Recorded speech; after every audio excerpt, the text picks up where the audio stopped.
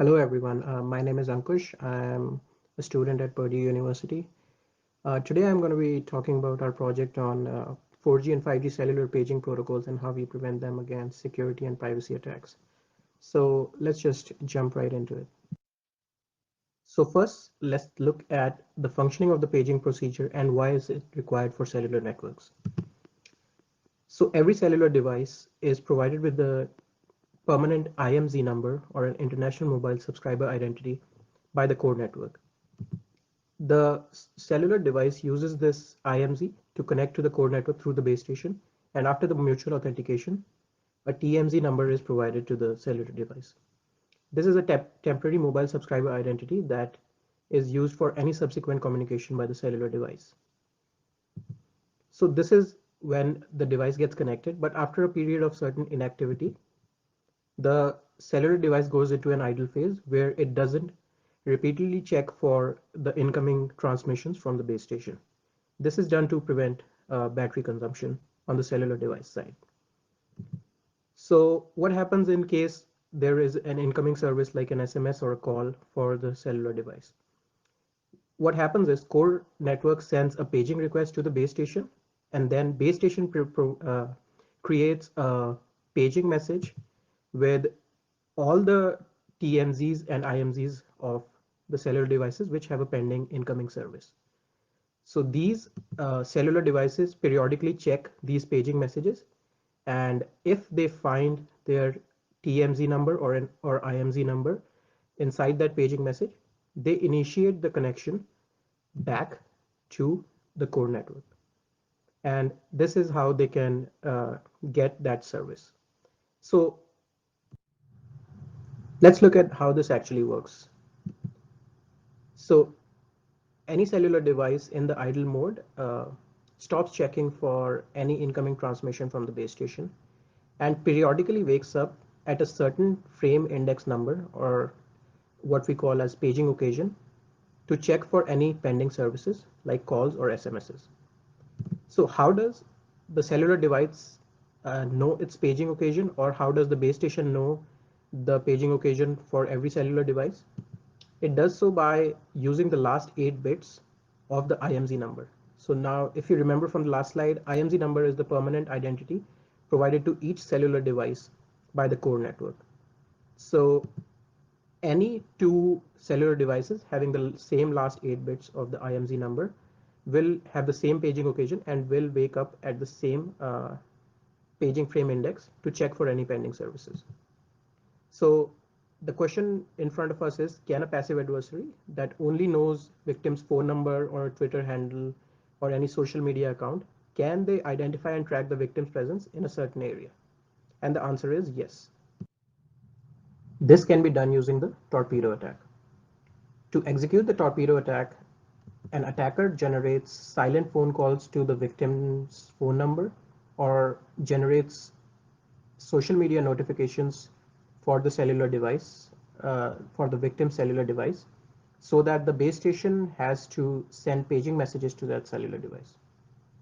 So the attacker collects the distribution of paging messages in that certain area when there were no phone calls being made, and then collects the distribution of the paging messages when the silent phone calls are being made to the victim. So if he notices a certain spike on a certain paging occasion, the attacker can conclude that the victim is present in that area. And this also leaks the last 8 bits of the IMZ of the cellular device. Once the paging occasion of a certain victim is revealed, the torpedo attack also enables targeted paging channel hijacking attacks and broadcasting fake emergency broadcast messages to that victim. In addition to this, torpedo also enables profiling cell level mobility, or basically tracking the movement of a particular cellular device through various areas. Let's look at some of the design vulnerabilities in the paging procedure that allow these attacks to happen. The first one is that the temporary identifier TMZ for each cellular device is being sent in plain text in these paging messages and is not being updated frequently by the cellular network providers as suggested by 3GPP. So what happens is this TMZ is assigned and then it's not updated after a certain interval or with every new connection. So this allows for prolonged exposure of the TMZ and location tracking of the victims for a long period of time. The second problem with the paging procedure is that the paging occasion is fixed. As we discussed in the previous slides, the occasion when the device wakes up to check for any pending services, it's based on the last 8 bits of the IMZ. And as we know, IMZ is a permanent identifier and it's not updated once it's assigned to a cellular device. The third problem with the paging procedure here is the lack of authentication. So there is no provision for authentication of the paging messages by the cellular devices. Any attacker can set up a fake base station and start injecting tsunami warnings or earthquake warnings, and the cellular device would have no way to verify whether this is coming from an authentic source or not. We first introduced an ephemeral identifier that we call pseudo TMZ that replaces TMZs inside of paging messages. The biggest problem, as we discussed with TMZs, was that the cellular providers do not update it frequently enough, which allows for location tracking and other different attacks. The biggest reason for the cellular providers not updating TMZ is it requires extra communication steps or extra authenticated and encrypted communication steps uh, for a single updation. Instead, the pseudo TMZ identifier that we introduce does not require any extra steps for updating the identifier. So to set up pseudo TMZ, the base station sends a random 32-bit seed K during the attach procedure. Both the base station and the cellular device use this K and a cryptographically secure pseudo random number generator to generate two identical lists of PTMZs. We propose two different strategies to update the PTMZ depending on the computational efficiency requirements of the particular cellular networks. So in the first approach, the PTMZ is refreshed after each paging cycle, whether or not an actual paging message is being sent in that paging cycle or not. So as you can see here, after every paging cycle, the base station and the UE update their PTMZ values, even though there is no paging message that is being sent during that paging cycle. Now, if there is a paging request during a particular paging cycle, the base station checks the current PTMZ and generates a paging message with the identifier PTMZ3 that corresponds to the current PTMZ value of that particular UE. In the second approach, which is more computationally efficient, we propose updating the PTMZs only after an actual paging message is received by the cellular device. So in this case, the core network, which we represent by the MME here, and the UE maintain these lists instead of the base station and the UE. So the MME, whenever there is a paging request, it uses that identifier PTMZ to send to the base station, and the base station basically relays this information to the cellular device. After this actual paging request is received by the UE, both the UE and the MME refresh their PTMZ values to the next value. To prevent against the torpedo attack caused by a static paging occasion, we introduce variable paging occasion by basing the calculation of the paging occasion itself on the newly introduced ephemeral PTMZ instead of the static IMZ as was previously done. So the paging occasions would be constantly refreshed as soon as the cellular device gets a new PTMZ based on the strategies that we just discussed in the previous two slides, either after every paging cycle or after new paging message is received by the cellular device. Last but not the least, we provide message authentication for the paging messages to give a way for the cellular devices to authenticate whether the paging messages that they're receiving are coming from a legitimate base station deployed by their cellular network provider and not by a fake base station that is being controlled by an attacker. So there are several ways to enable message authentication. The first and the most simplest is symmetric key-based authentication schemes. These are generally message authentication codes, and even though they are very efficient, they are not ideal for large-scale broadcast authentication, as they basically require pairwise secret keys for every signer and verifier. This adds sort of a significant management and storage overhead to maintain and distribute all these keys. This makes it infeasible for deployment for a cellular network scenario. Another type of authentication schemes are asymmetric key-based authentication schemes or digital signatures. These are scalable and also provide public verifiability without the need for pairwise secret keys. However, they incur significant performance overhead as they involve expensive cryptographic operations, and this may slow down the signing and the verification process and does impact the quality of service of the cellular network. We use the Tesla broadcast authentication scheme, which is a happy balance between the asymmetric and the symmetric key-based schemes.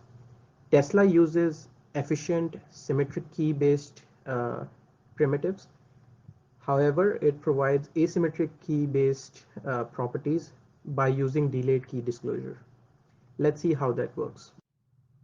The Tesla broadcast authentication mechanism requires a one-way keychain, which in our scenario is generated and maintained by the base station. During the bootstrapping phase, the base station generates key K0 and uses a pseudo-random function f to generate K1.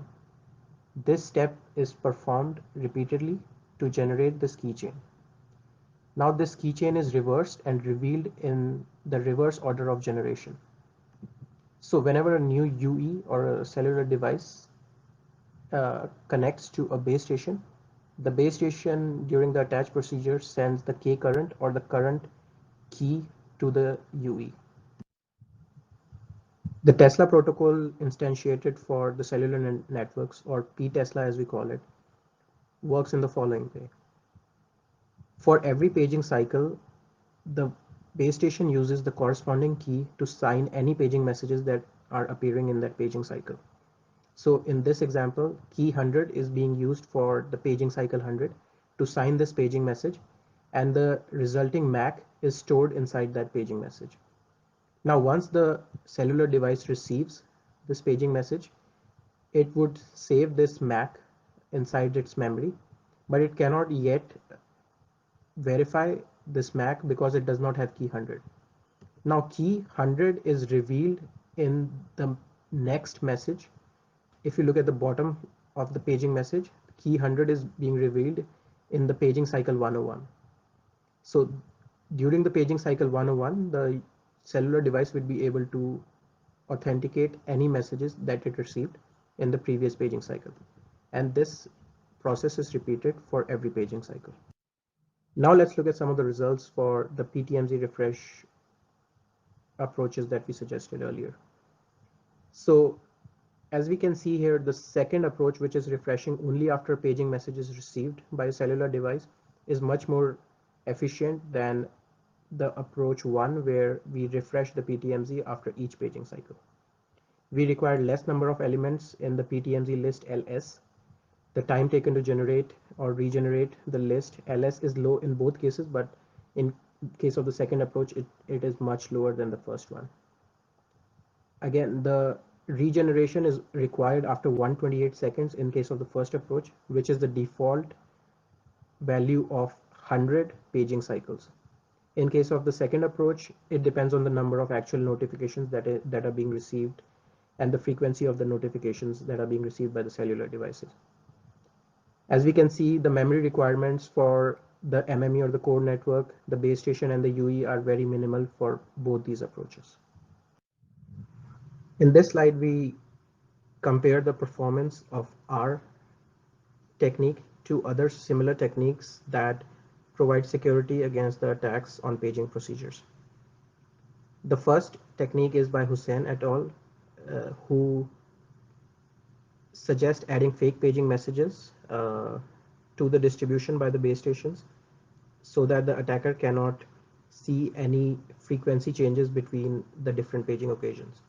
The, th the 3GPP proposal, on the other hand, suggests refreshing the TMZ after every uh, new paging message is received by the UE, and this requires a GUTI reallocation procedure, which is an authenticated and encrypted exchange between the core network and the cellular device. So as you can see, approach 1 and 3 don't require any new fake paging messages injected by the base station. Approach 2 requires around 18,740 fake paging messages injected by the base station during a 20-minute period that we observed. Uh, Out of these, 31 fake paging messages are received by the UE, which is sort of an extra overhead for each UE to process these paging messages. The third approach, the 3GPP approach, requires GUTI reallocation procedure to be executed 10 times, whereas the other two approaches do not require any GUTI reallocation process to be executed. As we can see here, our approach provides 937 uh, new PTMZ updates in case of policy 1 and 10 PTMZ updates in case of policy 2, whereas the third approach provides only 10, 10 TMZ updates. When we talk about the battery drain, our approach introduces a very negligible battery drain as compared to more than 3000 milliamperes and more than 1000 milliamperes in case of approach 2 and 3. In this slide, we introduce the results for P Tesla, which is the authentication scheme that we introduced for the paging messages. The base station requires only 14 milliseconds to generate a keychain of 10,000 keys. The time to sign a message is 0.0029 milliseconds as compared to the verification time of 0.0031 milliseconds, which are both very low. The communication overhead of this scheme for every paging message is 64 bits, which includes 32 bits for the MAC and the 32 bits for the actual signing key. The memory requirement for MME is 0 bytes. The base station requires 40 kilobytes to maintain this keychain, whereas the UE requires no extra memory for storing any of the keys here. The end-to-end delay is 1280 milliseconds, which is the period of a paging cycle, which is the default period for a paging cycle, because we have to buffer the paging message till the next paging cycle before we can verify it. This introduces a minimal delay of just a little more than 1 second, which is acceptable in most cases. In the conclusion, let's look at some of the security guarantees that we provide as a result of deploying our defenses. First of all, the adversary is not able to confirm whether a user is present in the target area or not. So any kind of location tracking due to paging messages is out of the picture. The second is that the adversary cannot learn any new information about the IMZ of the target UE. This is because we now don't base the calculation of the paging occasion on the IMZ of the device. Instead, we use an ephemeral identifier, PTMZ, that we introduced. And the last one is that the adversary cannot inject any fake paging messages or alerts without being detected. This is the result of adding the paging message authentication techniques for the cellular networks. I would like to thank you for listening to this talk, and I would be happy to answer any of the questions that you might have.